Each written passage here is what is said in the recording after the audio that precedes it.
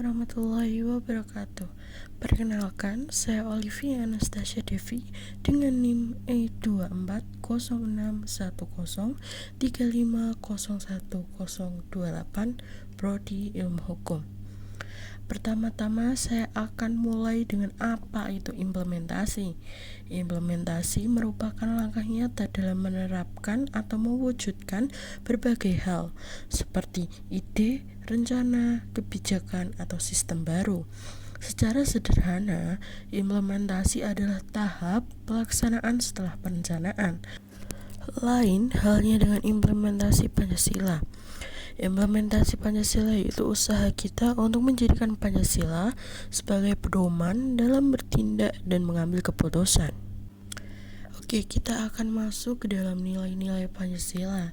Ada beberapa aspek yang tercantum dalam slide. Yang pertama yaitu keadilan dalam kehidupan sosial.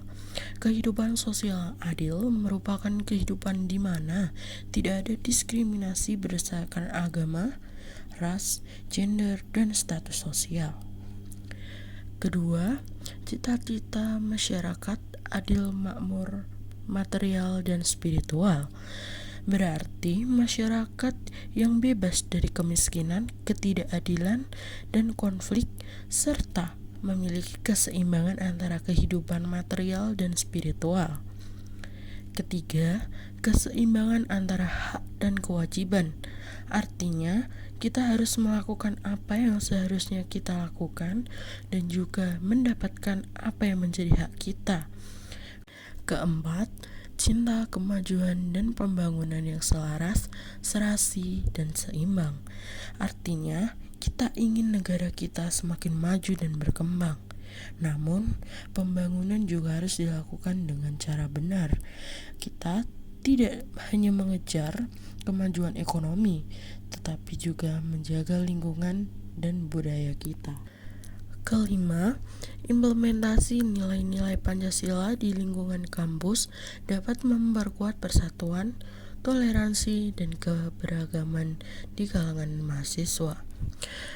Dengan menerapkan nilai-nilai Pancasila di kampus, kita dapat menciptakan lingkungan akademik yang inklusif, di mana perbedaan suku, agama, ras, dan pandangan menjadi kekayaan bersama yang memperkuat persatuan.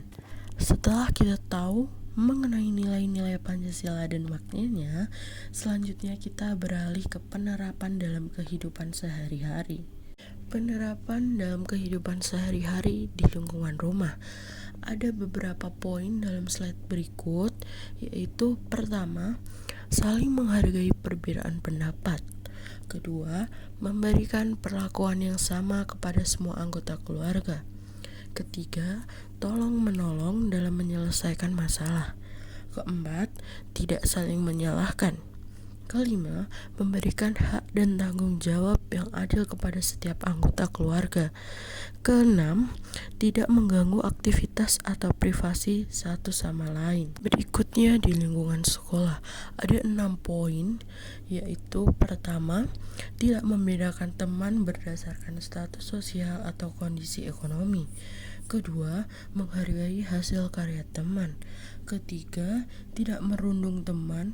Keempat, bergotong royong membersihkan kelas dan lingkungan sekolah. Kelima, menjaga kebersihan dan ketertiban sekolah. Dan yang terakhir, membuang sampah pada tempatnya. Berikutnya, penerapan dalam kehidupan sehari-hari di lingkungan kampus. Ada 5 poin. Pertama, yaitu memberikan kesempatan kepada adik tingkat untuk berpartisipasi dalam kegiatan kampus atau UKM. Kedua, mahasiswa yang memenuhi persyaratan berhak mengikuti ujian akhir semester. Ketiga, berpartisipasi dalam kegiatan kemanusiaan. Keempat, menghayati cinta tanah air.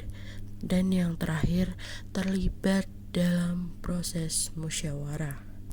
Berikutnya, penerapan dalam kehidupan sehari-hari di lingkungan masyarakat.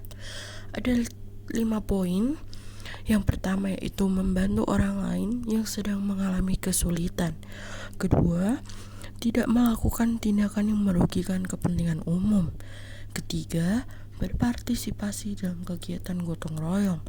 Keempat, memperhatikan dan menjaga fasilitas umum. Dan yang terakhir yaitu musyawarah untuk mencapai mufakat. Berikutnya, contoh pelanggaran sila kelima yaitu keadilan sosial bagi seluruh rakyat Indonesia. Contoh pelanggaran pada sila ini yaitu salah satunya korupsi. Pada 2021 lalu, mantan Menteri Sosial Juliari Batubara melakukan korupsi, membuatnya dijatuhi hukuman 12 tahun penjara dengan denda 500 juta rupiah. Ia dinyatakan bersalah melakukan korupsi bersama-sama dalam mengadakan paket bansos penanganan COVID-19 wilayah Jabodetabek tahun 2020 sebesar 32,48 miliar rupiah. Juliari dengan dibantu beberapa orang lain memotong uang paket bansos masyarakat sebesar Rp10.000 per paket senilai Rp300.000. Dalam kasus sebelumnya terdapat pendapat pribadi yaitu sila kelima Pancasila ini memegang peran penting dalam konteks kasus korupsi. Korupsi merupakan hambatan signifikan dalam mencapai keadilan sosial karena korupsi melemahkan asas kesetaraan, keadilan, dan akuntabilitas. Dari sila kelima Pancasila menekankan pentingnya keadilan sosial dalam pemberantasan korupsi.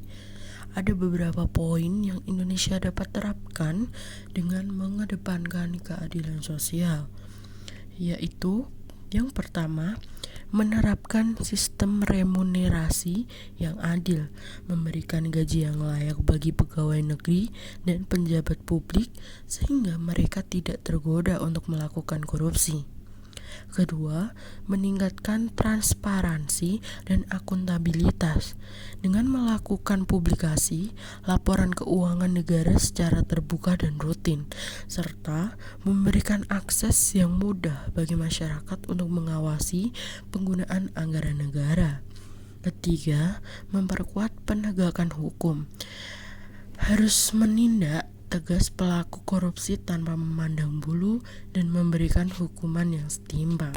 Keempat, membangun budaya anti korupsi dengan menanamkan nilai-nilai anti korupsi sejak dini melalui pendidikan, keluarga, dan masyarakat. Itulah penjelasan dari saya tentang implementasi sila-sila Pancasila, sila kelima keadilan sosial bagi seluruh rakyat Indonesia. Sekian dari saya. Wassalamualaikum warahmatullahi wabarakatuh.